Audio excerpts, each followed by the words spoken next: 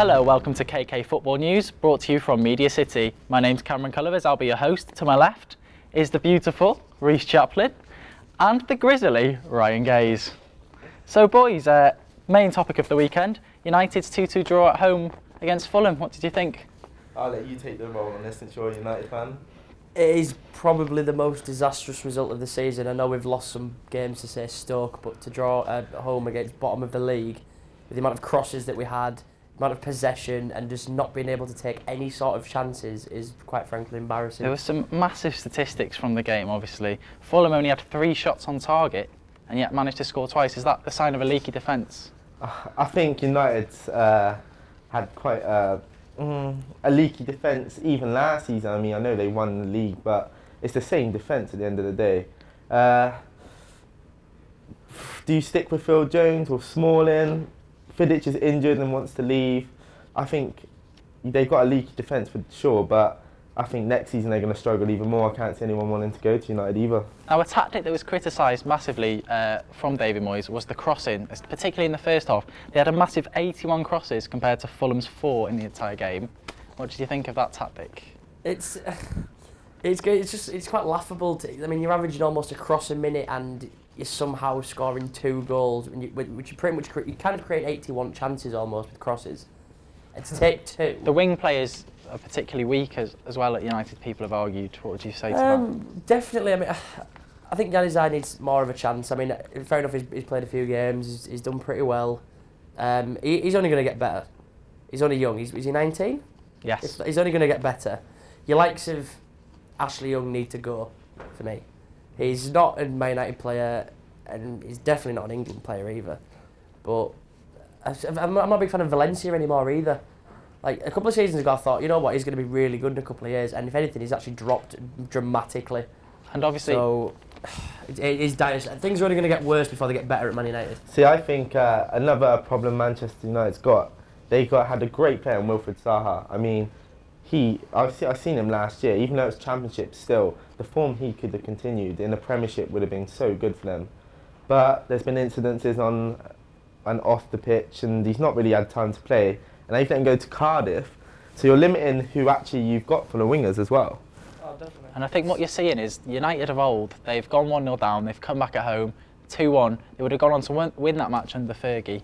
But with Moyes, it shows a sign of mental weakness that they've gone and then they've conceded the late goal. And it's crushing to them. They're now 9 points adrift of Liverpool in 4th. Is Champions League out of their grasp now?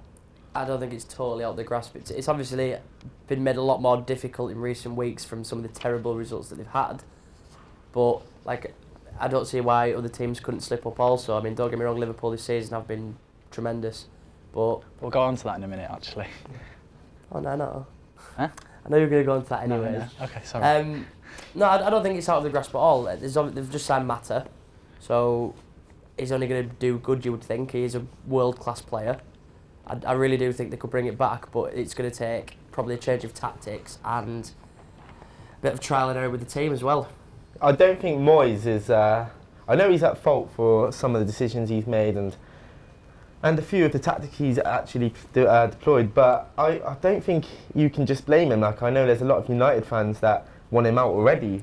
But you've got to remember, it took time for Fergie to settle in. Also, I've read something the other day and it was saying people think Moyes is too mid-table minded. I think people that have said Moyes should be out already aren't true Man United fans. You've got to stick behind your manager, you've got to give him time. Like, nobody could fill that position straight away. Like, look at all the trophies Alex Ferguson won. And in a massive twist of fate, your team, Man United, comes up against Arsenal in a massive game tomorrow evening. Let's talk about Arsenal's weekend. They had the lovely one, didn't they, Reece? I think 20 minutes from Howell comes to mind when you talk about that. Well, Liverpool's performance, the first 20 minutes was that up there with the greatest Premier League performances, I think, ever, possibly. They came out, they were full of force, full-on, all-out attack. Ryan, what did you think? It was just an absolute demolition. I don't think I've ever seen any team come out against another top team and absolutely batter them for 20 minutes non-stop. 4 goals. It was game over after 20 minutes. You might as well just left the stadium then. It was over. The Arsenal team looked shell-shocked and for the rest of the half just passed the ball around. Yeah, it was a frustrating game to watch as an Arsenal fan as well. the fact that I've seen players like Mertzack, who's been great for the whole season so far, I'd say he's just been phenomenal. Like, and it just seemed like he was outpaced. His mind went. We had Jack Wiltshire pointing a finger. Ozil got criticised because he wasn't coming back. It was just a horrendous game, and I can't take nothing away from Liverpool. But such a capitulation from Arsenal, it was such a surprise as well. It was going to be a tight game, all the pundits were saying, and now Wenger's team, is it the classic February dip that they've been having every year? You know, they're now off the top of the league after a couple of weeks at the top. Chelsea on top by 1 point. To be honest, this is what I think should have gone down at Arsenal. I think we should have got another striker in at least. We've had a few injuries, and I think because we've done no big business, it kind of, the moral might have been a little bit dropped because they thought they might have had a big name come in to help the team. I can't really say too much regarding the Liverpool game because it was just a slip. You think they'll bounce back on Wednesday evening's fixture? I think who better to bounce back against than United at home. Their form, they've been criticised, so even though they're under pressure, I think coming to the Emirates is going to be a tough job for them. And what about Raheem Sterling? You know, a lot of the Arsenal team seem to be concentrating on Suarez, and that opened a lot of space up on the right side, and he tore you to bits. Do you think he's a shoo-in for the World Cup spot in England, for England's team? Well, first of all, I think regarding Sterling, he's a bit like Walcott. He's pace, he can finish at times, he can have times where he's dreadful in front of the goal. But regarding England, I don't know about that. I'm not too sure whether he fits the picture. Ryan, can he fill the void left by Theo Walcott's injury?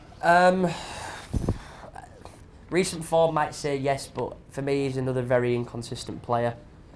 Don't get me wrong, Saturday was an absolute outstanding performance. Like he absolutely tore Monreal to bits, and he really did tear him to pieces. And he deserved his 2 goals, but good enough for the World Cup? Don't know. Saying that, from what I've seen from some players this year, it should be a totally New England team, but... Okay, so in the other Manchester game, City drew blank again after failing to score against Chelsea on the Monday night fixture. Is this a sign that something's up at City? Is Pellegrini's free scoring days numbered? Perfect Pellegrini, I think he's been nicknamed. Well, I think if you look at possession and stats, it shows City with something like 68% possession. So you know, but when you play City, you know that's what you're going to have.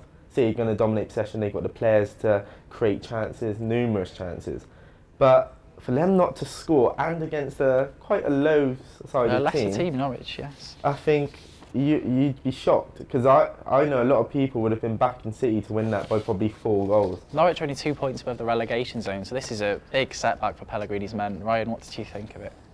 I don't think there's so much. I don't think there's a crisis. I really don't. 2 games isn't really much of a crisis. Was it the striker setup? Because he obviously went with McGrady and Jovetic from the start. Aguero's injured. Is that a big miss? Aguero is 100% a miss. He is probably one of the best players in the Premier League. Not just strikers, one of the best players, along with Suarez, obviously. I mean, and missing him is obviously a big loss. I feel quite bad for Jovetic for the sake that he's not really had much game time this season. But he can't really follow in Aguero's footsteps either. Negredo's been good, but he's not been on form either. The last 20, City had their backs against the wall. Norwich looked dangerous, and then very late on in the game, Yaya Toure kicked out at Ricky van Wolfswinkel. Obviously, the FA video panel has decided that not to take action, but similar action from Craig Bellamy has caused him a 3-game ban, and obviously Andy Carroll is serving his for his apparent headbutt on Chico Flores. What do you think of this? Are the City players getting preferential treatment? See, it's a tough one. If one person kicks out or swings for another player, it should be the same rule for every player, not different bans for if it's an elbow or kick. It should be the same. Consistency is what's needed. I mean, you're always going to be creating debates if you do a ban for one player and not for another. So regarding that, but whether to say, is it because they're a big team? I don't know, because the FA are normally quite, I'd say they kind of knuckle down on that, but it's just bizarre how they've not gave Yaya Toure a ban as well. Obviously, Andy Carroll, did you see the incident for him? They had an appeal, and possibly the FA have opened up a can of worms now by letting Yaya Toure's decision slip, whereas Bellamy faces 3 games on the sidelines. He's been a big player for Cardiff this season. Cardiff went down 3-0 against Swansea. The new Gary Monk manager. What do you think? Is he a bit of a wonder signing for the Swans? I think whenever a new manager comes in, you've seen it with Crystal Palace as well. Tony Pulis has just transformed the team. I think the spirit's going to be high. It's a player as well. So for Swansea, they already know the person. He is Mr. Swansea. He's dubbed by the fans. So I think with the backing and the crowd behind you, that's automatically a boost for the team. And to win probably one of the biggest derbies in the country, I mean, you're going to be absolutely buzzing with that for one of your first games in charge. I think Swansea will be on the up. They've got tremendous players. I mean, Wilfred Boney could get into any team, I think, personally. I've seen him in the Dutch League last year. 36 goals. I mean, you can't really argue with that. So Swansea now 4 points above the relegation places. Do you think with Gary Monk behind them, have they got enough to stay up this season, kick on? They've got the Europa League obviously coming up shortly. 100%. I mean, like you say, Wilfred Boney, for example, is an absolute quality player, and he's, in the last couple of months, 3 months, he's really started to bang some goals in. I think if he keeps fit, there's no reason Swansea can't stay up.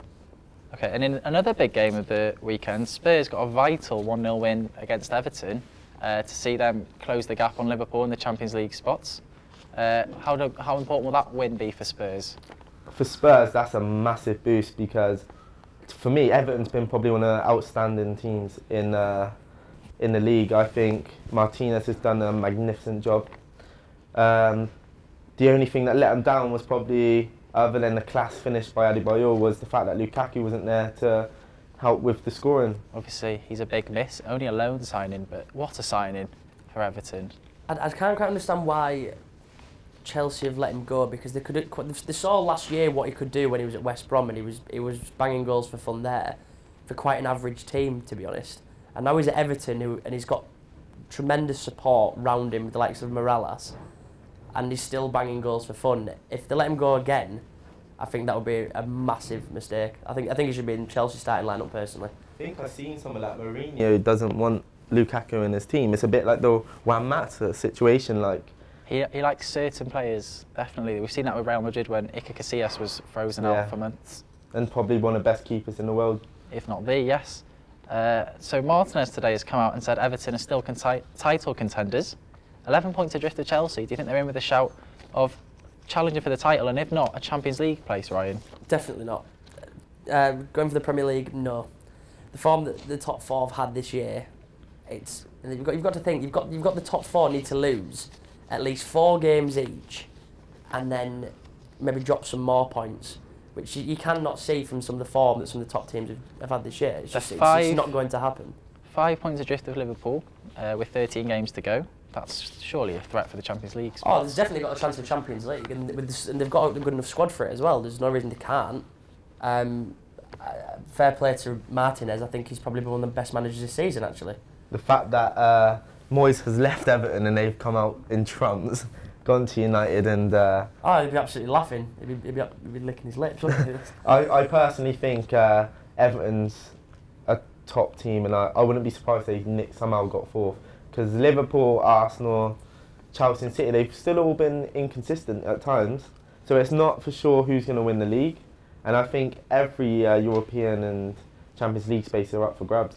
So Chelsea, they're now top of the league. They've got a point clear of Arsenal, and it was the Hazard show at Newcastle, a hat-trick from him. Is he the outstanding performer of the past couple of weeks in the Premier League? I think he's unplayable at the moment. I can think of someone better you'd want in your squad, because he can't. It's not just the fact of him scoring goals; it's he sets goals up. It's just great, and Belgium's got a great player in him. And he tore City to shreds on Monday night. He was literally, they couldn't get near him. Like, do you think he's up for Player of the Season at the end of the season? Do you think he's in with a shout? I think between him, Suarez and Aguero for Player of the Season already. I know we're only in February and there's 13 games to go. Yes. But the form that they've shown is quite impeccable compared to any other players in the league. He is definitely. I was quite sceptical about him to start with. Last season I didn't think he had a great season, but this year he's just leaps and bounds above everyone. And now early into 2014, Chelsea sit top of the league. Do you think they are still a little horse, as Mourinho has claimed, or is that just mind games? With Mourinho, you're always going to get mind games. That's a shame, I think, for him, because coming back to Premiership and not having Fergie to go up against each other, it just seems bizarre. Everybody's writing off Arsenal. City saying they're settled for second. So Chelsea will settle for third. Liverpool just want Champions League. Yeah. Someone's got to win it. So I think Chelsea are in a pole position at the moment, and depending on how they can pull out the next few fixtures will decide who's actually going to stay top. Okay. In the other Premier League games, Crystal Palace got a 3-1 win at home against West Brom. New signing Thomas Ince on the score sheet. I think that's a vital signing for Palace in their bid to stay up in the Premier League this season. You? Absolutely. I mean, you saw last year what he did for Blackpool in the Championship. I mean, obviously it's a totally different standard, but he really did make an impact. I think Liverpool letting him go might have been a mistake. I think I've heard something about if Liverpool get first rights if they want him back. Yes. Which at the moment would probably be a waste of time with the squad they've got. But there's nothing saying in a couple of years' time when he's matured and he's really played some Premier League football that he couldn't get in most teams in the Premier League. Now, Monaco showed interest in Ince, and apparently his dad intervened. He even lost his job at Blackpool over this, and now eventually he's gone on loan to Crystal Palace. His contract's up at the end of the season, so he's going to have a pick of clubs to choose from. What would be your advice for the young Thomas Ince? Thomas Ince, I think you can't go in at a top club because it's the same as Saha. It's the same situation. He was destroying the Championship, and the same as Tom Ince, he's won games for Blackpool on his own back. If he goes to a top club like Liverpool or United or even Arsenal or Chelsea, I think it's going to be a bit of a downfall for him. I think if I was him, he'd settle in maybe Fulham, depending if they stay up. I think he's a player that needs to be played, and maybe Everton because Martinez does trumps with young players. Yeah, I think he just needs to find somewhere he's going to get game time. He is that good. If he keeps getting game time, he might one day be getting England call up even. Yeah, well, Mel now has 2 points in five games for West Brom, so the pressure's going to be building on the Betis manager. In the other games, obviously, of the weekend, West Ham 2-0 away at Villa, Southampton 2-0 with Stoke, Sunderland 2-0 at Hull City. Any highlights from those games? I think a highlight must have been the Hull City game because for the transfer market, Hull's just done great. They've signed 2 top strikers and they both scored. I mean, Shane Long, I don't know why West Brom's let him go when they're struggling. They need goals and he will get you goals all day long. They've obviously missed Lukaku from on loan last season. Sunderland did play 86 minutes plus stoppage time. With 10 men after Wes Brown's early dismissal. Do you think that was a key deciding factor in the game? 100. Well, definitely. I mean, Wes Brown is obviously a very experienced player. To not have him in your centre half is obviously going to be a big loss. He's played football from so many different standards. To lose him 4 minutes into a game, and obviously every game for them is big now, it was an absolute blow. They just couldn't really recuperate from that. Okay, well, thank you for your opinions, boys. Much appreciated, as usual. That's all from KK Football News this week. We'll see you next week with all the latest news from the Barclays Premier League. From us here at KK Football News, good night.